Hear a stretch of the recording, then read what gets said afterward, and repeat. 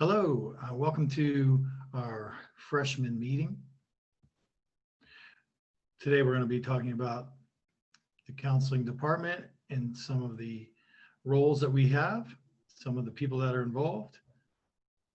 And as well, we'll also go through Naviance 4-year course planner. I'll walk you through each of those steps. So let's begin with the freshman counseling meeting now, and we'll start with the objectives which we just touched upon. I'll introduce you to the staff, share the supports and services, and we'll update your 4-year course planner. There are 4 parts to the counseling department: the counselors, the counseling secretary, the registrar, and the college and career coordinator. Those are the ones that are in the counseling office full-time that will work with you on the regular basis. Here's a picture of the staff from last year, and as you can see also there is the letter breakdown. How we work it for counselors is the first letter of your last name is who you're assigned to, and so you can see the breakdown there. Later on in the presentation you'll also see the emails, and again you'll see the same information. Again, this is a picture from last year's staff, but the information at the bottom is correct. This presentation will also be available not only in your advisory classroom, but also on the counseling page of the RM website. So counselors, here's some of the things we do. Number one, I want to stress that confidentiality is something that we keep as counselors. It's you can bring your problems, your issues, things like that to us as counselors, and we will keep that with us in private and confidential. The only exceptions being if you disclose that there may be harm to yourself or to others occurring in your life. Those would come under the mandatory reporting laws and guidelines that we're held to. So we would be forced to share those if that was shared in our sessions. Other things we work with, personal issues that impact academic success. Can be a lot of different things, and with our virtual setting and COVID-19 and the current situation, that those things could be things we haven't never dealt with before. We also work on study skills and organization as well as time management. Again, things that are very different right now with the way things are with the virtual learning. So you can always seek us out to help with some of those skills, organization, time management. We also help with post-secondary planning. That's after you're done in high school, what next? And with course registration each year. Your counselor will be kind of your go-to source there. There's many other things we help with as well. Those are kind of just the big ones. This is our counseling secretary, Ms. Weiler. She does a whole lot of things, and she'll be the first face you'll see when you walk in the counseling office when we're back in the building. Our registrar, Ms. Stamets, she maintains all of the kind of paperwork and documentation in her office. She deals with transcripts as well as enrollments, and also if you need to change any information like you've moved, phone numbers, emails, things like that, student records, she is the source for that. And then the third person is our college and career coordinator, Miss Hall. And she is like the college and career guru, scholarships, all those things, standardized testing. She's the one that knows everything about all of that. She's our in-house source for the most information about all of those things. And so that's Miss Hall, the college and career coordinator. Your academic success is important. I'm sure you already know that, but I just wanted to stress that now that you're in 9th grade, you know, all of these credits that you're in, all of these classes, they do matter. They will be on your transcript and they will show up, and the grades will go into your cumulative GPA. And so that it does matter what you're doing now. So what happens if you come across some academic challenges? Everybody does at some point in their academic career, but what do you do about it? That's a great question to think about in case you run into some challenges. Not only what do you do about it, but what is causing them? when you can find out what the cause is and the source, you can better deal with what to do about it and how to handle it. And you can walk through that with your counselor, your parents, whoever you have as a trusted adult in your life, but not just making sure that you know what the causes are, what to do about it, so that you don't just stay in the same rut. We can get you out. We can help get you out of any sort of academic challenge or rut if you ask for help. And so here are some of the resources to ask for that help or to get that help with academic support. You can meet with any of your teachers for help during lunch or also during their office hours.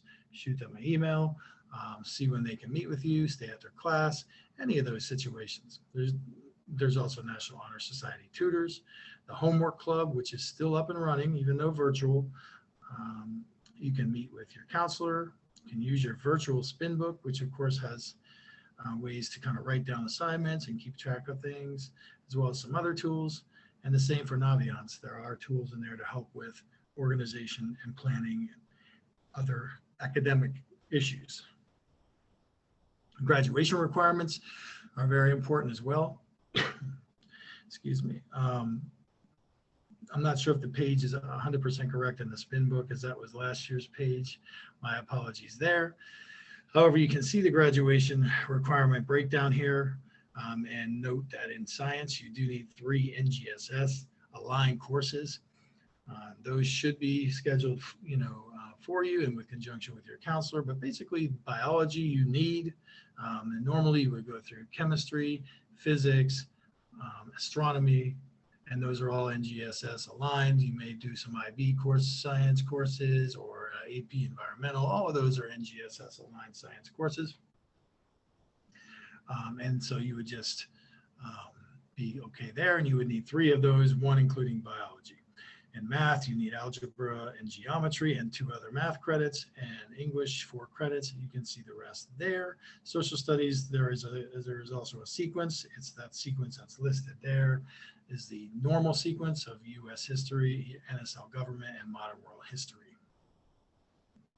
Down in the other classes, a lot of times that's 4.5 encompasses the 2.0 credits of your completer, which is often foreign language, and then the other piece being elective credits, the other 2.5 credits being electives, and so that will be the remaining 4.5 credits there that's listed. The MCPS for motion policy is also important to note, and also is in your spin book. You don't automatically move to the next grade. You have to get a certain amount of credits, and that's outlined here and detailed in this chart, and also accessible at that website, web link below, in terms of what moves you to the next grade. And you would need 5 credits to move to the 10th grade, and also certain English and math credits, as you can see here for you this year. In order to be in 10th grade, you will have needed to have accumulated 5 credits, 1 in math, 1 in English, and 3 others to move to the 10th grade and be considered a 10th grader. And so then that just continues on as you progress through until you get to graduation, where you need 22, and they need to have a certain breakdown, which I detailed in the previous screen.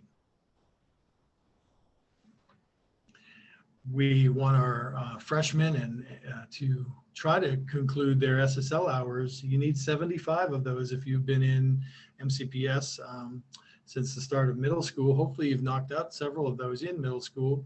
We'd love for you to be finished with those by the time you're done your freshman year and starting as a sophomore, or at the latest finish your sophomore year.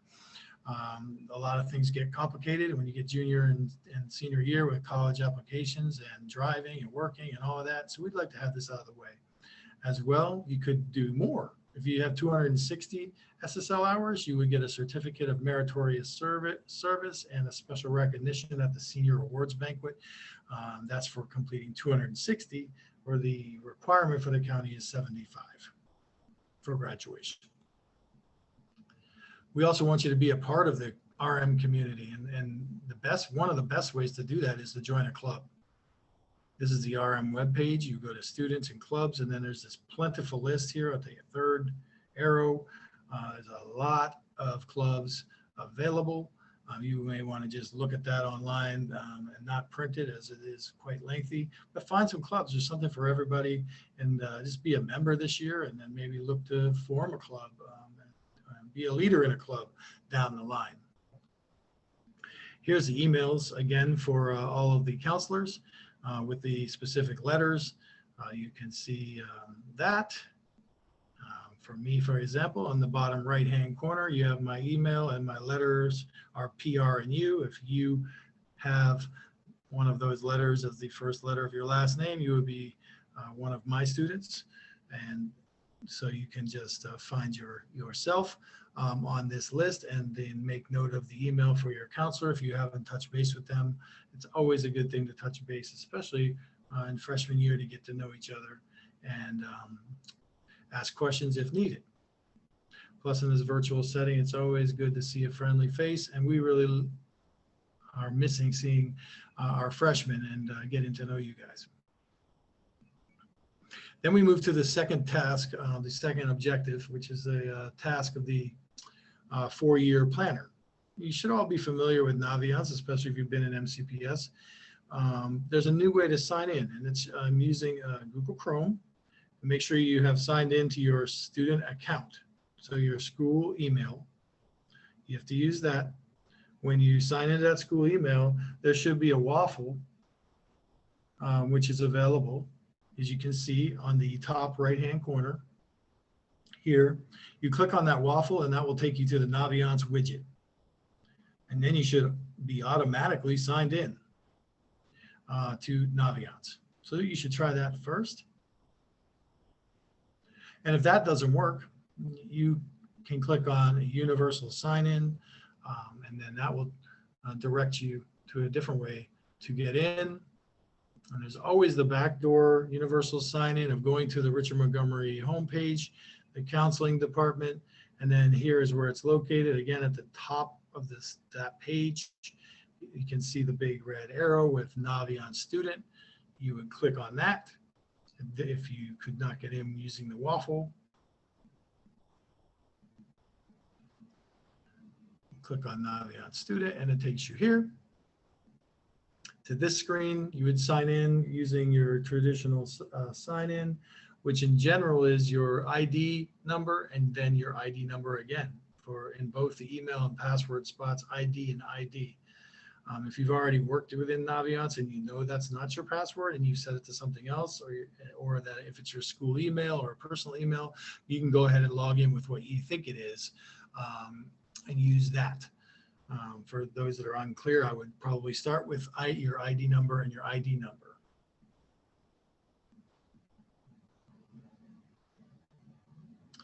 Then that will take you into the home page, which looks like this bottom part here. This will be at the top. This is your Naviance student homepage. You will go to courses and then manage new courses. That will take you here, and you'll see this show up on your managed course plans. It's okay that it says world language / American Sign. You can click on there and start the plan. And that will take you over here. This student is a 9th grader last year, so you can see they have some credits already established. They have 7 actually in total, and they need 22.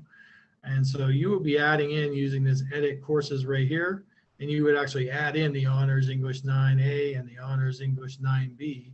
They would be in your screen most likely blank here. And so you would add those in, you would add in whatever maths down here, and it will continue on.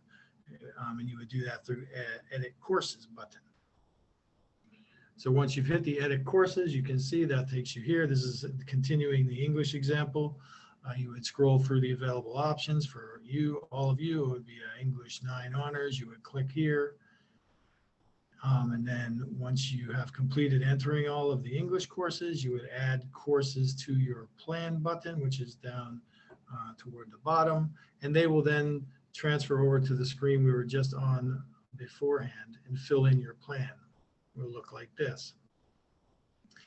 So then you would just repeat those steps for each course. So social studies, you edit courses, math, science, you edit those courses.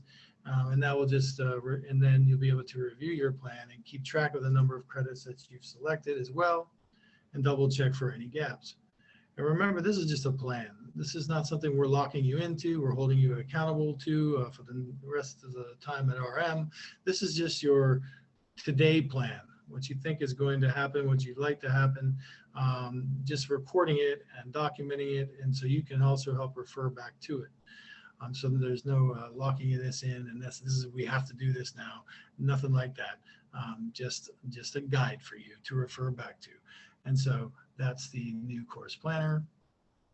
And make sure once you've finished this task that you do go to submit for review or approval at the top right of the original course planner screen, and then that will finish you up. So at this time, go ahead and work on this course planner in the remaining time in advisory and finish it up, and click submit for approval when you're all finished. And that will be the activity for today for you. If you have questions, you can always reach out to your counselor. We have open advisory on Friday, and most of us are actually in our advisories now on Tuesday as well, to field questions, as the sophomores are doing a similar type of activity as well. So we'll be available in our personal Zooms, which you can access as well through the counselor classroom on your dashboard, if you don't have that already. So hopefully this is a exercise that will help give you an eye for the future. And with that, I will sign off and wish you good luck as you complete this planner.